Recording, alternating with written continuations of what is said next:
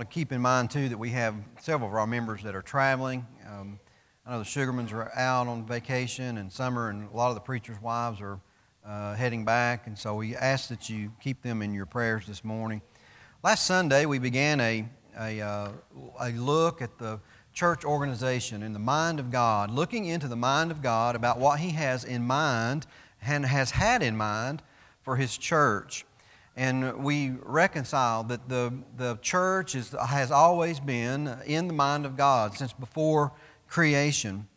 And Jesus is the head of that church. And He definitely came through on His promise to Peter, Matthew chapter 16, that He would build His church. And in that church there is a system of faith or a system of organization that includes preachers and apostles and evangelists and prophets and teachers and different things. Those characters or those positions or the roles that are filled by you and I are not random. And we established that last week that there is no randomness in the system of the church. And church organization has always been part of God's plan.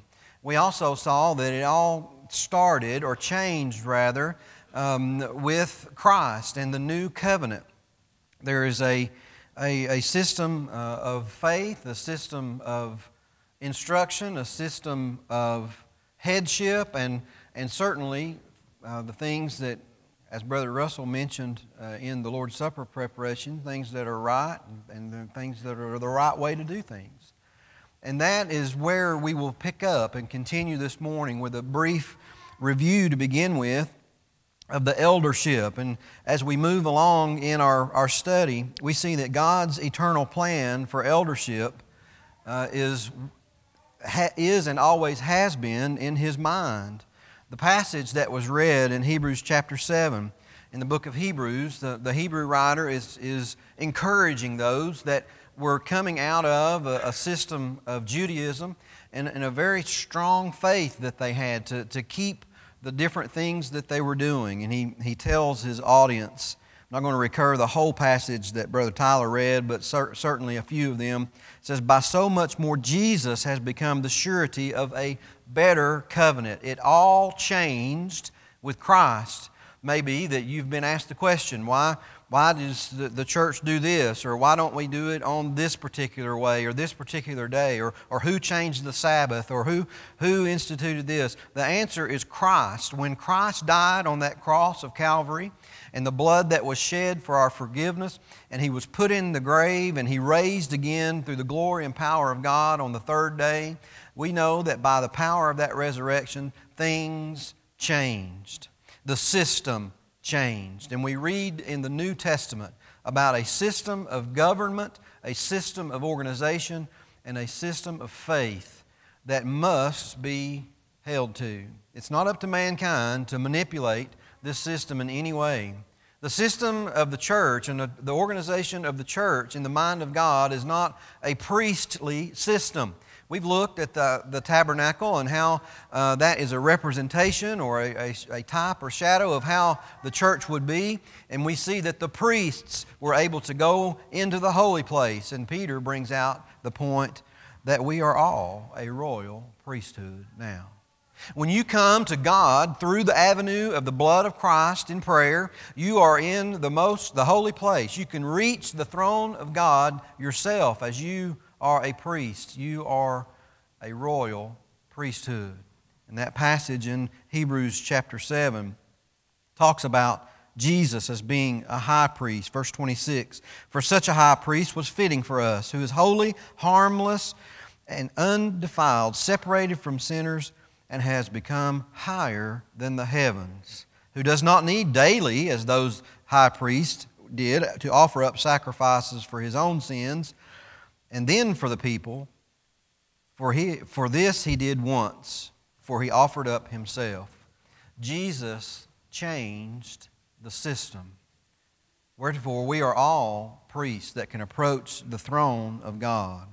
It's also not, as we looked last week, a pastoral system or a one-man-in-charge system. Many of our denominational friends and relatives have fallen victim to a pastoral system. You have one man leading everything, and that's absent from the New Testament. The organization in the New Testament includes qualified men who will serve as elders. And in Acts chapter 14, we see that there's a plurality of men. In 1 Peter chapter 5, we see Peter writing to Christians there in the idea of shepherds shepherding the flock, that the choice or the people that are selected as elders, and this question actually came up in our Wednesday night Bible class a few weeks ago, should be from among you. In other words, the elders for the Lawnville Road congregation should come from among the Lawnville Road congregation. You don't have elders from different congregations overseeing far and away congregations. The passage in 1 Peter says a couple of different times. Chapter 5 and verse 1, the elders who are among you I exhort, and am a fellow elder and a witness for the sufferings of Christ. And verse, as we read on, chapter 5 and verse 2, shepherd the flock of God, which is where? Among you, serving as overseers. So we see that not only should there be a plurality of elders as we review the eldership and system of faith from last week, but we see also that where they should come from. They should come from among us. Then we saw last week in our study that they have a work to do and a responsibility to do in the church. There's oversight and authority. The rule and oversight and authority of the eldership cannot be understated. In 1 Thessalonians chapter 5, beginning in verse 12, and we urge you, brethren, to recognize those who labor among you and who are over you in the Lord and admonish you, and esteem them very highly in love for their work's sake.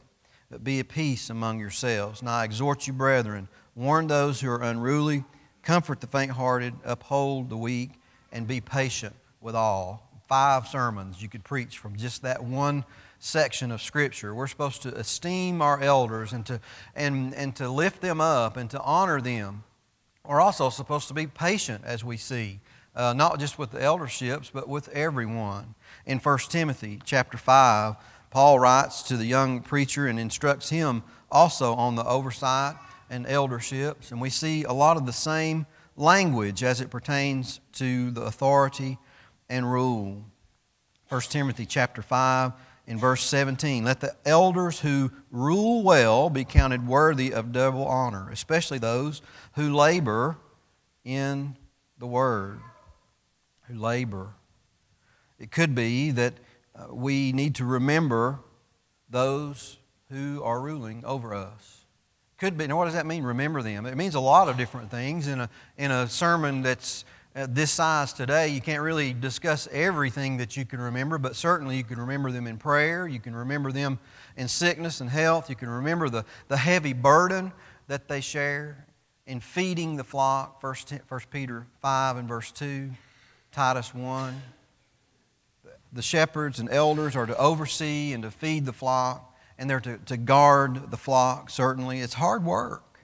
Hard work being an elder. And if you remember last week, I mentioned that we should never in the earshot of, well, I shouldn't do it anyway, but certainly in the earshot of our young people, talk about the burden or the elder, this or that. We should encourage one another and lift up and exhort one another, especially when it comes to the leaders in the church, feeding the flock, 1 Peter 5:2, and guarding the flock. There's an idea in Titus chapter 1 about the hard work that elders put in, the elders' task. In Titus chapter 1, Paul writes and tells Titus, who, by the way, was just told, back up a few verses, for this reason I'm sending you somewhere to establish elders in every city. By the way, that could have said to establish an elder in every city, but it doesn't say that. It says to establish elders, a plurality of elders in every city. Coming right off of that charge that Paul gives to Titus, he says, the reason why. Why do we need elders? Why do we need headship or leadership? Why is it there's a lot of smart intelligent, faithful men in this congregation. Okay? Why is it that we need elders? Why? Well, first of all, it's God's design and it's God's pattern. But what are the functions and what should they do? If you pick up in chapter 1 of Titus in verse 10, for there are many insubordinate, both idle talkers and deceivers, especially those of the circumcisions, whose mouths must be stopped, who subvert whole households, teaching things which they ought not, for the sake of dishonest gain.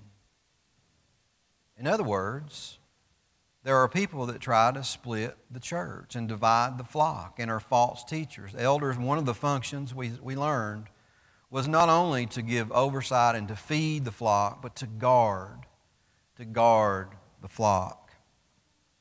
In just another moment of brief review of the lesson from last week of elderships, we see that the word itself inflicts maturity. Presbyteros is a word that means maturity.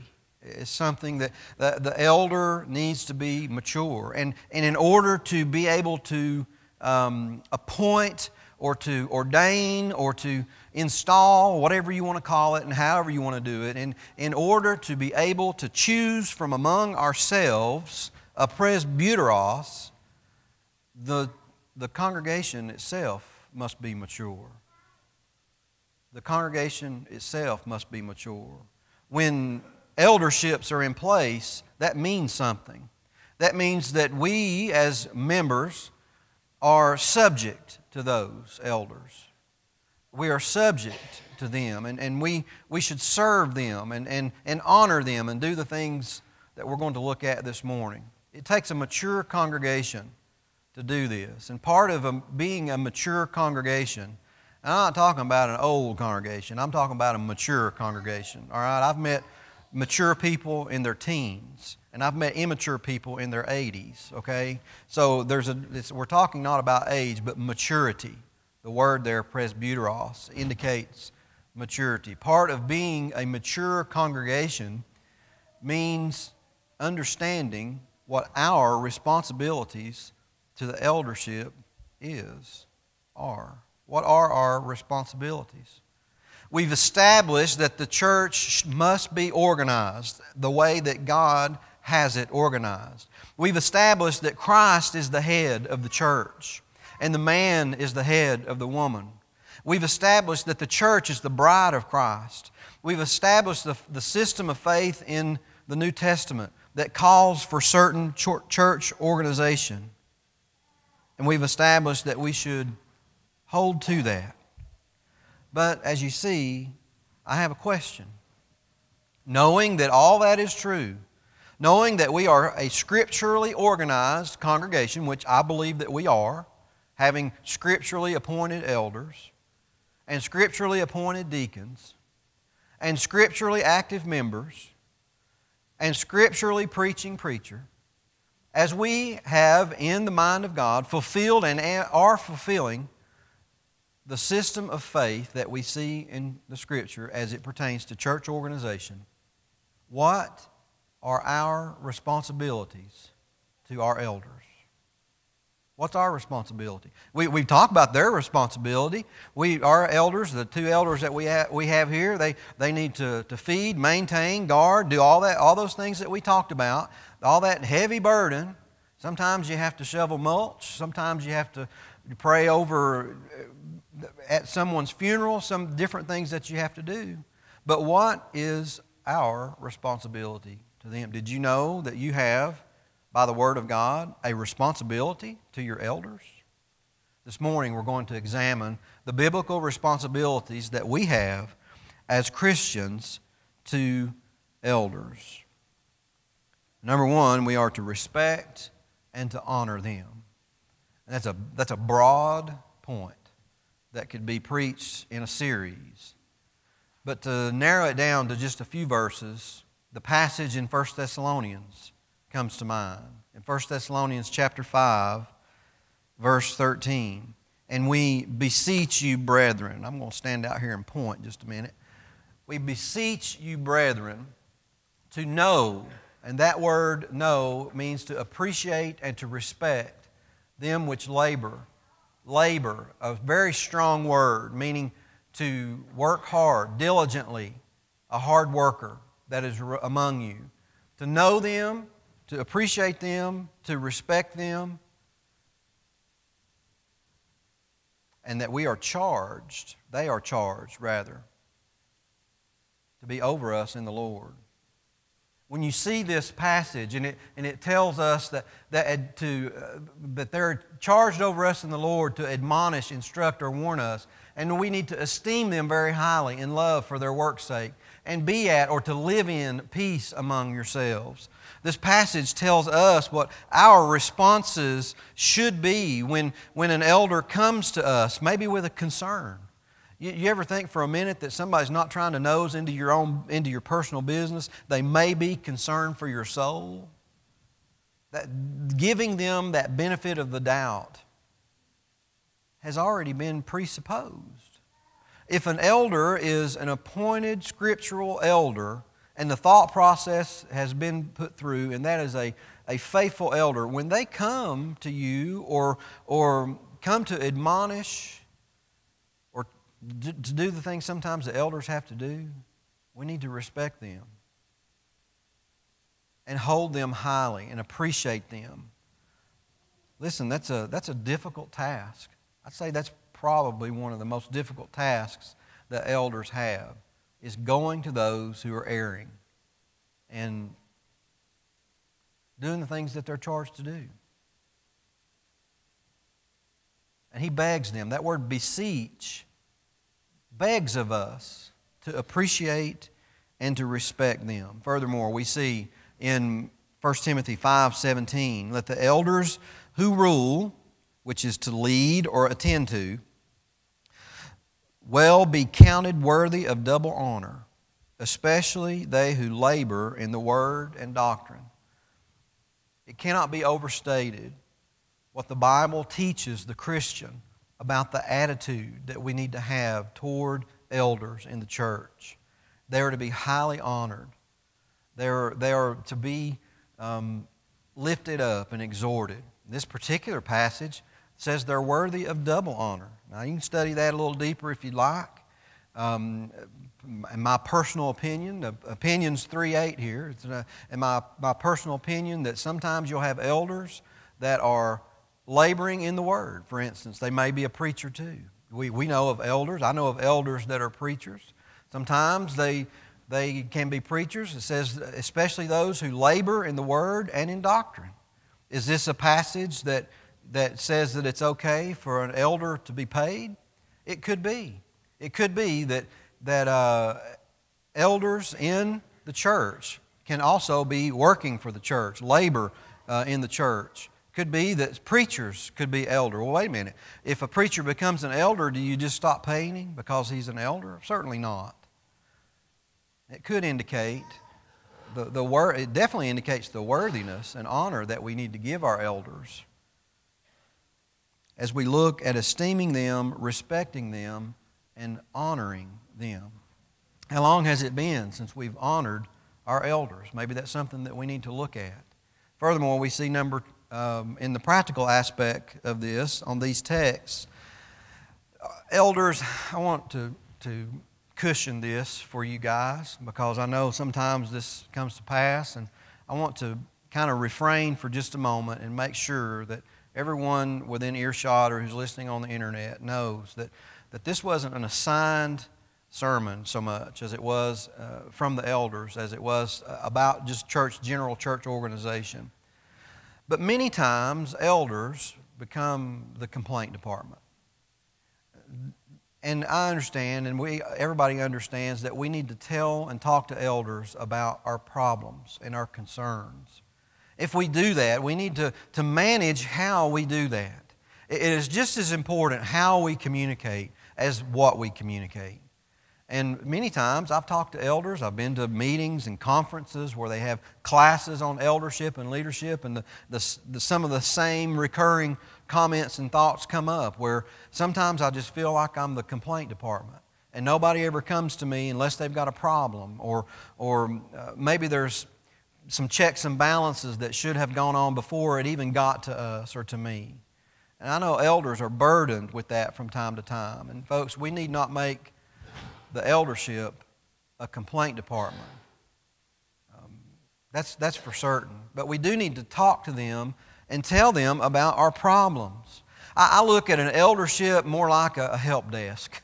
When you go up to a help desk, or when you're looking for someone to help you, you might go up to them and say, "Look, I've got a problem with something, and I was wondering if you could help me with that."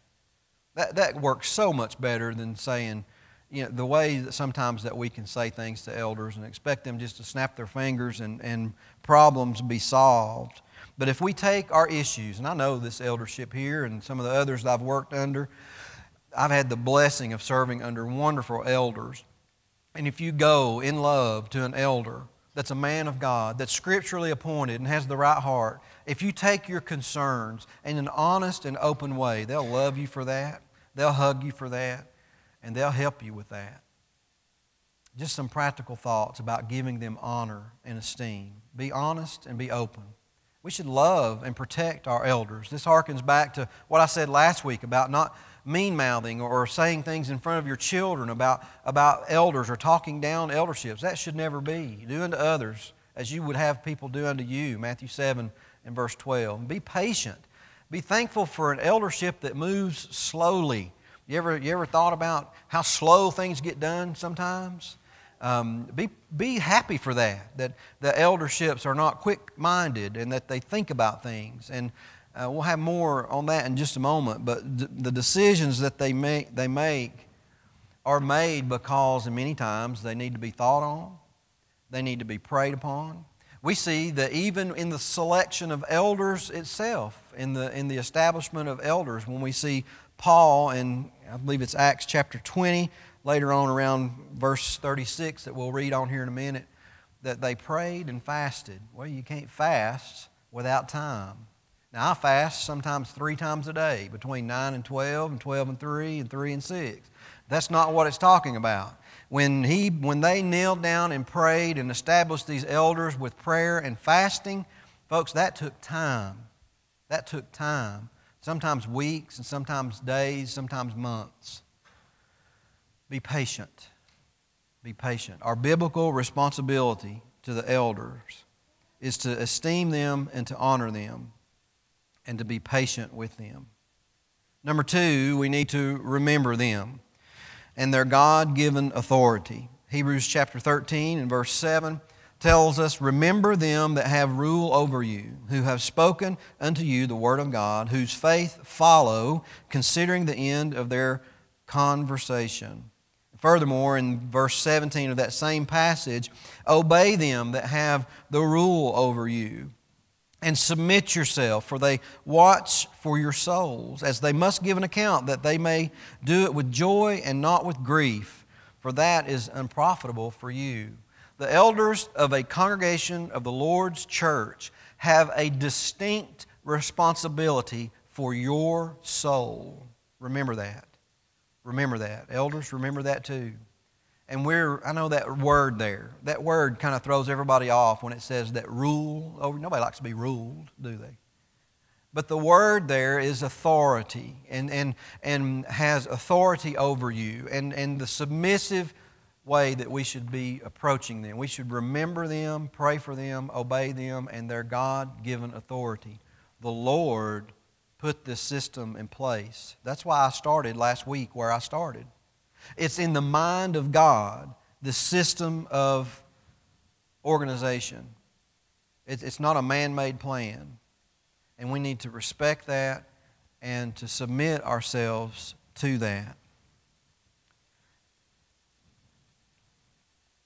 Furthermore, in matters of expedience, and when we talk about an expedient, I'm going to just define this real quick, because sometimes there's those gray areas that we talk about. Not a doctrinal issue, but decisions that have to be made. We should remember them and respect them in areas of expedience.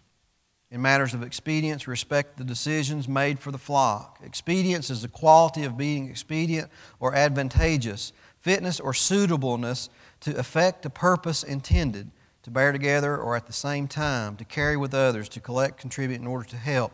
When decisions are made by elderships, for instance, on helping missionaries or the things that is going to be done with contributions, sometimes we might disagree. Sometimes we might have a different idea.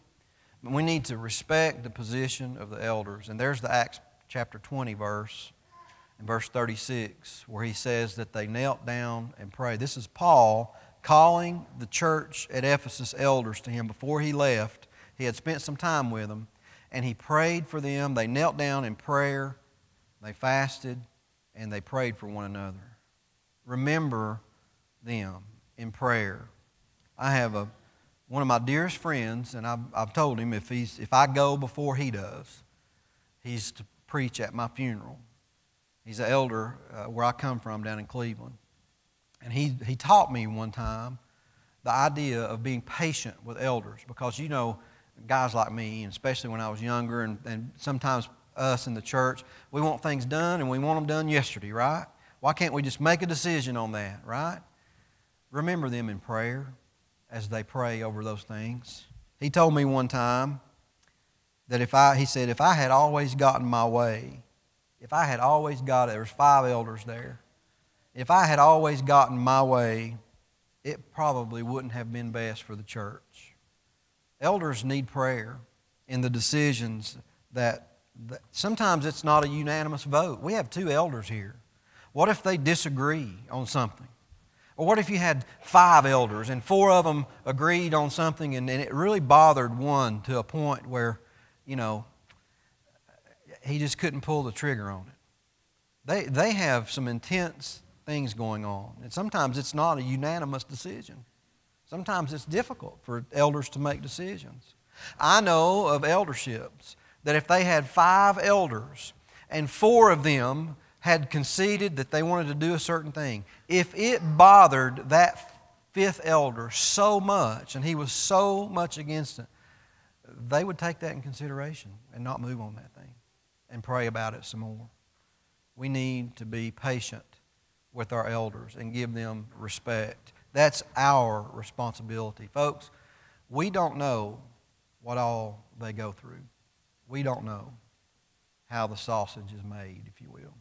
And sometimes it's very, very difficult. Furthermore, we need to rely on them. And that's easy for the preacher to say, because I heavily rely on my eldership. But as members, did you know that the Bible instructs you to rely on elders? That's why God's plan of church organization is in place at all. James chapter 5 and verse 14, if any is sick among you, now this, I believe, is talking of physical ailments. If any is sick among you, let them call the elders of the church and let them pray over them, anointing them with oil in the name of the Lord. Now look, another lesson for another day. They didn't have emergency rooms back then, and they didn't have to go to the walk-in clinic, okay? Sometimes they had to use salves and apply different types of medical, but the elders were called in to pray over them and to assist with sickness. It was a heavy, heavy thing for them to do. The last time that you were sick or hurt physically, did you rely on your elder to come and pray for you? Or are you like me sometimes and you just don't say nothing, unless you're going to miss church and you have to say something? I've never understood the don't say nothing. I understand some things are private, don't get me wrong. I've never understood the don't say nothing about my sickness person. You know, we need to reach out to one another. We need to pray for one another. It is perfectly biblical and perfectly scriptural to lean out and reach out to the elders of a congregation and let them pray for you and to come to you. The first call I got Wednesday night was from an elder here. And both of our elders were at the emergency room when the classes ended here. They came to see me up there. Yesterday on my door, as I went down to visit Mother, there was a note that an elder had passed by my home to stop in and see me, to check on me. Folks, that means a lot. It means a lot for our congregation. And we need to encourage and love our elders. and rely on them. As we close out the lesson this morning, I want to just put a couple more practical thoughts this morning about elderships. We should call on them when there is sickness, certainly. But we should not forget to call on them when there is spiritual sickness. Now look, I'm not talking about being a tattletale. I don't need to go maybe talk to the elder about Cousin Joe's spiritual sickness. Cousin Joe needs to go to the elders and talk. We need to call on our elders when we are spiritually sick. I know people call the preacher. I want you to call me too. Look, it's nothing against that. I love being the one that's called and being able to come and to speak or to pray or whatever. And that's a role that the preacher plays too in that sermon. I promise you that's there. But the elders need to be notified, and you need to call on them. Call on them for advice. I can't count the number of times that I've went to an elder when I've made a certain life decision or trying to make a certain life decision, and I'll say something like this. I'll say, well, how would you handle that? Well, what would you do? Help me with this. We need to rely on the wisdom and the love that our elders give us. Call on an elder for advice. I would love to see our young people. I would love to see our young people calling upon elders for advice when they think about jobs and when they think about where their life is going, when they think about marriage, when they think about what colleges to go to, when they think about their Christian walk. Wouldn't it be a blessing if our children, our young people, our teenagers could go to an elder and say, I need to talk to you about something? Do you think that elders are wise in life? You bet they are. Do you think elders are wise in marriage? You bet they are. Do you think our elders are wise as it pertains to the Bible and the doctrines in the Bible and how to apply that to a young life? You bet they are. We need to rely on our elders. Wayne Russell look at me like, oh my, what are you doing? No, I'm not. They're not, I promise. But we need to learn to lean on our elderships because it is a wonderful system of faith that God has put into place. God loves His church. That's why He established elderships. That's why He established a system of faith. He left us in the care and concern of wise biblical men. Imagine, just for a moment, especially if you have small children, imagine just for a moment leaving them. Do you remember when the disciples for Christ in the book of John were so concerned about Jesus leaving, and even to the point where they're saying, we don't want that to happen. And Jesus was preparing them to be without Him and with no leader, with no father, with nothing. Imagine having small children and just leaving them alone. Would you worry? Now, when they get older and they're smart enough to turn the stove off, you worry less about that. But can you imagine leaving little Kyle and Amelia, just little kids by themselves? Can you imagine that? Can you imagine a loving God sending Christ to die on the earth and to be buried and to be raised again and sitting at His right-hand side and the church being established? Can you imagine all that happening and God not leaving behind somebody to watch over you and to take care of you? And to help you and to give you needed advice and needed care and to shepherd you. God has left someone to do that, and they're called elders. He has established this organization of the church to care and concern, just like a parent would put someone with sense and authority in charge of their children while they're gone. God loves you. And He gave His Son to die for you. Now, if you believe that, if you believe that Jesus is the Son of God, and you're willing to confess that, and you find yourself today in a place where you're lost or in need of a Savior, guess what? He put a system in place just like He put a system in place for elderships. You remember last week when we talked about God's part in the system of organization and then man's part? Same with the salvation issue. He left a system of salvation for you to obey. Today, if you're not a Christian, I want to implore you to lean upon the Good Shepherd, to lean upon the chief priest, to lean upon Jesus Christ for your problems and for the things that you have. Lay them down at the foot of the cross. Ask for forgiveness. If it is that you need to be baptized, we'll do that, and you'll be added to the church, and guess what? You have instant family, instant oversight, instant help, instant love. We love you, and we want to pray with you and for you. If you have a concern or a need, Brother Gary's going to lead us. Let us all stand and sing together. At this time in our worship service, on behalf of the Lawnville Road Church of Christ, I want to thank you for joining us today for our worship. If you ever have an opportunity, we invite you to join us at our physical location at 1301 Lawnville Road in Kingston, Tennessee. We hope you will come experience the simplicity of New Testament Christianity, learn about God, and become a part of His family. If you have questions, if you would like to know more about the Bible, or if you would like a home Bible study, feel free to contact us by calling 865-717-0444. Or, for more information, visit our website, www.lawnvilleroadcoc.org. Again, we thank you, and we hope you have a blessed day.